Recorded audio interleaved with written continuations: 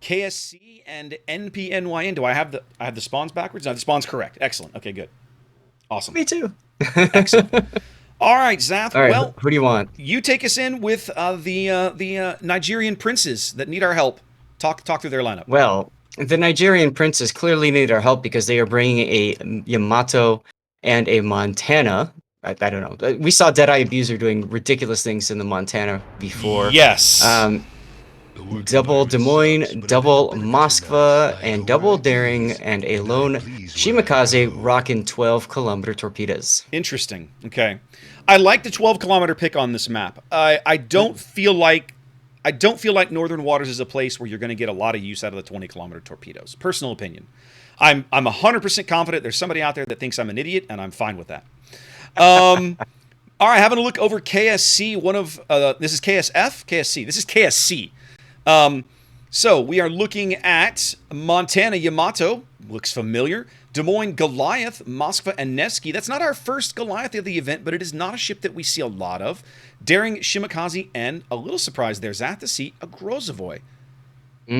Well, we saw one yesterday in the poop camo. Didn't do too well, but this guy's in the school bus, so we did indeed. So yeah, I'm a little curious about that. But all right, we'll see how it goes.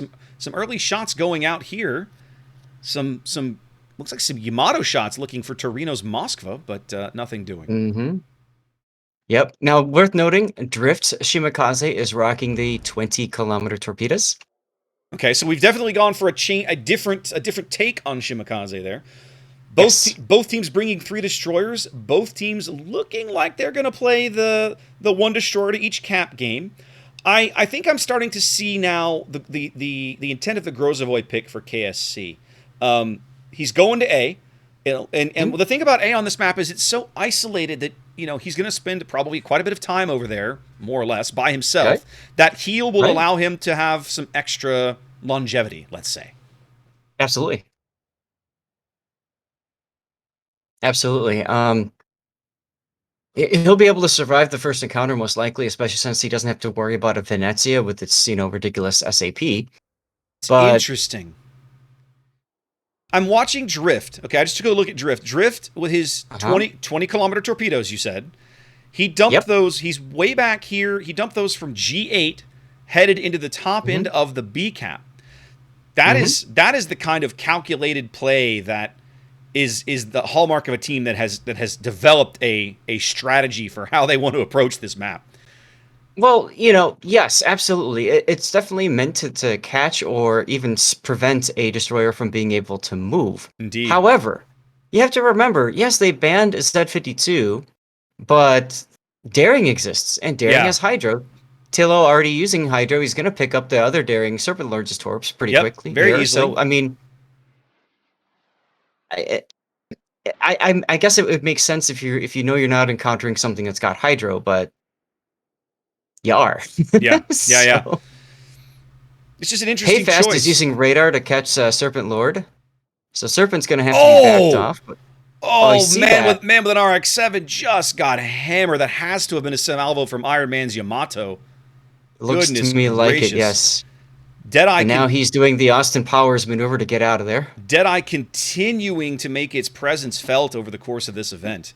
It's just something that maybe we haven't acknowledged yet, right? We're gonna start to see, as we continue to get deeper in the event, we're gonna see better and better and better battleship players, right? Guys that have been playing in this event as a battleship player for literally years, and now we've given them 20% better dispersion. Yikes! Like, this is gonna be we're in for some exciting stuff. Let's just put it that way. Well, it'll be interesting to see what the Deadeye meta becomes. Indeed, indeed, it will. Will it mirror that of random battles? The Nigerian princes strike first, picking up early at the sea cap, and admittedly, that's kind of KSC's weak side. They've set the Storm and Drift up over there for a kite. That sort of explains a little bit now why they're bringing in the 20-kilometer Shimakaze torpedoes. Drift's going to be able to back up onto that cap and at least contest it if he wants to. Piezoelectric on the top end is kind of bailing out of the area. Serpent Lord looks like he's going to grab B, and he does. Yep. But Telo's coming right back in, and you're just going to see this, destroyer footsie going on at B for pretty much the whole match. It's another set of torpedoes from Drift. If it didn't work the first time, just try again. Hey, I mean, that Hydra only lasts 4 minutes. Sooner or later, he'll get lucky, right? It has to go down at some point, right? Now let's have a look at A. I haven't checked over here very much. A bit of a stalemate. Nobody, nobody owns the cap. They're trying a lot to of push, Hydra going on. Yeah, they're trying to sneak speed 3's Des Moines up into that island position that is so strong, and they have managed it. That's going to make him a little challenging to get out of there as long as he's backed up by Iron Man's Yamato back there. Yep. So PN setting up a great crossfire into the A cap. I don't think anybody's going to be owning that cap until things start to break one way or the other. Nope. Telo got caught up on Torino's radar for a minute there. He's taking some chip damage. More importantly, forced away from the cap for a bit. It's interesting, Torino and Man with RX-7, they're taking those radar cruisers, and they're a little bit farther up than you would normally expect them to be. Of course, I say that an RX-7 has proceeded to reverse. RX-7 also has kind of paid the price for his lack of vision. Let's say, kind of getting a little shot there. Now it's interesting to me. Now I'll make a quick comment. I don't normally comment about team compositions, but let's talk about this real briefly, right? We saw Okay. RX-7 gets kind of smacked around here by the Yami shells earlier, as Iron Man takes a good hit in return in the backfield there. Do you think that maybe a Moskva might have been better in that position? Harder to get into that position because the Moskva's easier to spot, but a little more resilient to the Yamato shells, perhaps? If I'm putting a cruiser, oh, Schwartz just took a big hit. If I'm gonna put a cruiser someplace and I don't want to be afraid of anything coming from the front end, I mean, Moskva or Stalingrad are my picks. I would definitely not put a Des Moines there. Okay. So I would agree with you. I don't like that positioning. But KSC did elect to bring a Nevsky instead of another Moskva. Had they brought another Moskva, well, then Man with an RX-7 could be free to go on walkabout. But well, I like what they're doing with the Nevsky, right? And we just saw how useful the Nevsky was. Torino's radar was down, was offline. Ledger tried to sneak into the A cap and pick it up, and what happened? Schwartz instead popped his radar, and they pushed Ledger back off the A cap again. So I like the Nevsky pick and the way they're deploying it. I don't know this. I don't know that I necessarily call the Des Moines pick over here a mistake. I mean, it obviously is serving its purpose. I just feel like that maybe given the battleship choice on the other side, you might have gone up better with something else. At the same time, you don't have any idea what that battleship choice is going to be until you send into a game. Right. And I mean, could you consider banning Yamato? I mean, why would you? I suppose they'd take an Ohio or some other 18-incher, wouldn't they? Yeah, absolutely. So I don't see that as something that's and I commented about this before. There are so many ships that are now in the game that a 2-ship ban, it's simply not enough. Yeah, well, you need to ban like 6. I don't know that I don't know. You say enough. I'm not sure what you mean by enough, right? Like, and this is kind of the ongoing debate about ship bans, right?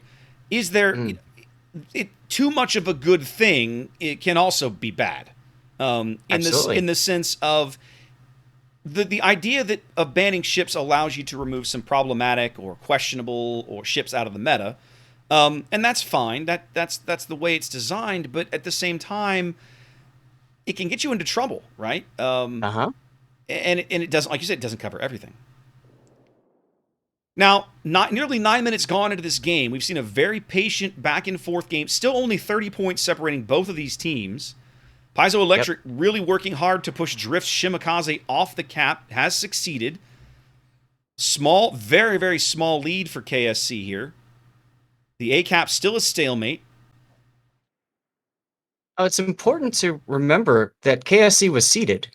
Yes. Right? So they didn't have to play it all, whereas NPYN had to earn their way to this spot. So they've got more battle experience in playing this kind of meta to get to this point. Correct. Do you think that that's having an impact here? No, I don't think so. I mean, as we saw with their, what Drift's play over at sea and so on, you expect a team like KSC to come prepared. It doesn't, maybe you could allow for a little bit of rust, let's say, potentially, and maybe maybe that's what we saw some of a little earlier today in the EU bracket with TWA dropping their first match of the day, as the #1 seed. Literally. Ledger's in trouble. Yeah, Sorry no, to cut you off. I've got my camera on it. I'm keeping an eye on it here. He managed to finally sneak out of one of those radars. I believe that was Schwartz's radar. No, it must have been the Torino's radar for him to have to be pushed back that far off the cap. Yeah. That Torino, I really like Torino's position with the 12-kilometer radar because it allows him with one radar in the right spot to cover the top end of the B cap and the entirety of the A cap. And we could see he's locking down both caps as a result. Indeed.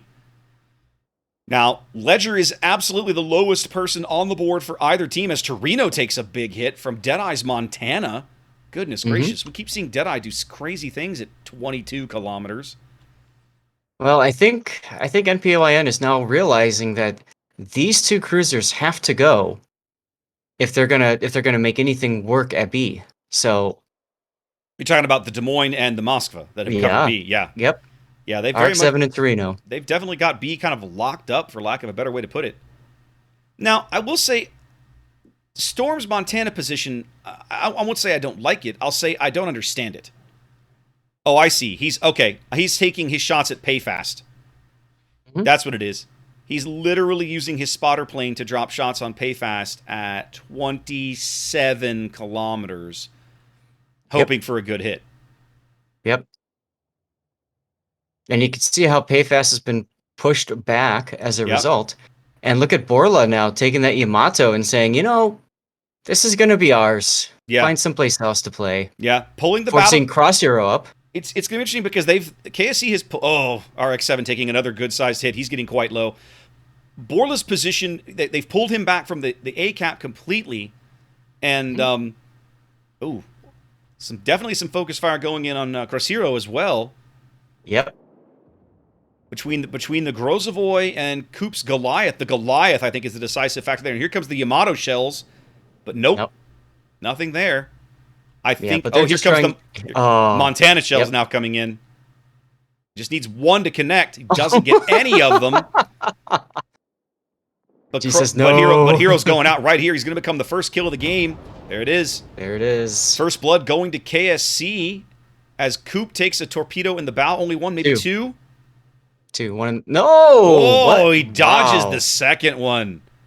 He just lifted that butt up a little bit. That's right. One in the stern. The Goliath making its presence felt here at the A cap. Guess KSC moves out to about a 100-point lead with 7.5 minutes to play.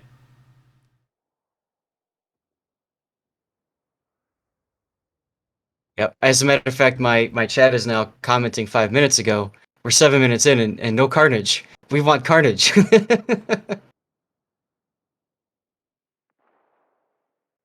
Not much going on here other than that. No, this is a very, very back and forth methodical style of game. Both teams playing very, I won't say cautiously, but very patiently, understanding that it takes time to get a tier 10 ship off the board and unless you screw up. Now, Tilo has moved up to get those conga line torps in on RX-7. Oh, as the Yami gets another big shell through the bow. RX looks like he's going to manage to sneak away on a couple of thousand HP as all those torps are going to fall short. Wow. No, he's on 3. Nope, they laid him on fire. He's going out. There's a fire. Oh, no! He starts his heal with 44 hit points. Yep, we've been watching that and the shots on Tilo here. Well, it looks Tilo's like continuing. They may get Tilo off the board here. Only 1,000 HP, and they do. That's a big kill. PN ship starting to fall here. Wow. Man with RX-7 still healing. I mean, he's going to sneak back up to about 8 or 9K. Yeah, that's as far as he's going to get. 44 hit points. Unbelievable. That's one of those little butt clenching moments like, oh, I got to hit it right now. If you literally hesitate for a split second, you are dead, and you have missed your opportunity.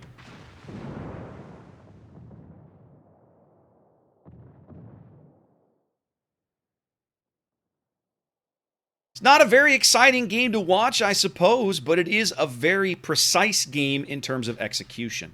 Looks like we're about to have a little bit of close contact over here south of the C cap. You know what, though? It shows that KSC, being a seeded team, has earned the right to be seeded. They didn't Absolutely. have to play the past 2 days to get here. Yep. And they've done their homework. Yep. They very clearly came into this game with a strategy they wish to execute as Ledger goes down on the 1 line, not before vomiting out his last giant salvo of torpedoes towards Coop. Vomiting, I love it. Well, I mean, look at them. They're just like, they're everywhere. And it looks like co-op, even stern on, might be able to find. Look at that. He's even got a gap. Check that out. He doesn't even have to. He doesn't even have to move the rudder. That is a thing of beauty. As they do manage to bag the daring, that's a little bit of a surprise, Zav. I'm not surprised at all. He started going in. He took one. They started going in. They started trying to make a play. It didn't happen. But at this point, it was either they get lucky and make something happen, or they waste everybody's time by drawing the mission, the battle on. So, yep. At this point, I'm sure that the GGs have been said in chat. We can't see that, of course, but look at Iron Man now, just full W, full send into A. Like they know it's over. Like, so yeah, I mean, they're game 2 already. They're 4 ships down, and I guess at this point, your hope is force somebody into a mistake, maybe get a lucky shot. You never know. If you can grab a couple of quick kills, maybe get back into it. With only 4 minutes left, it's the time to make a play is probably a little tough. Yep. But to Iron Man's credit, he has decided to do a zigzag to throw off all those torpedoes. So, they're not necessarily giving up yet, but they're trying to make something happen as Payfast is getting conga lined. Here they come. Dunk, dunk, dunk, dunk, dunk. Goodbye. Those conga torps are so delicious. Mm-hmm. Time ticking away here. Even only owning 1 cap all game, KSC has just played a technically excellent game here. Very methodical, very precise. Look at Quicksilver. Like, I'm gonna end this. I'm just gonna go and YOLO time, baby. Oh, and you must say Borla was set up looking for that shot. They knew that if Quicksilver backed around, they'd flush the DM, and there it was. Wow. Beautiful shot from Borla. Now, this isn't the OnlyFans Borla. That's correct. Borla. This is the original Borla. That's right. That's right. Not to be imitated. never replaced and never imitated. That's right. Inflamed is now in flames. Oh, that was terrible. That was terrible. Well, even he thought so because he DCP'd. There goes the horns of winning. And that's it. 12 minutes of the first kill. Is this EU? Yeah, I know, right? All right, game 1 going to KSC here on Northern Waters. That's right. What a game. That's a good game. Go over here and update my overlay. Make sure I get the right team. There we go. All right. And we do this. Let's see if that's outstanding. Go. Fabulous. Congratulations. All right, and let's head back over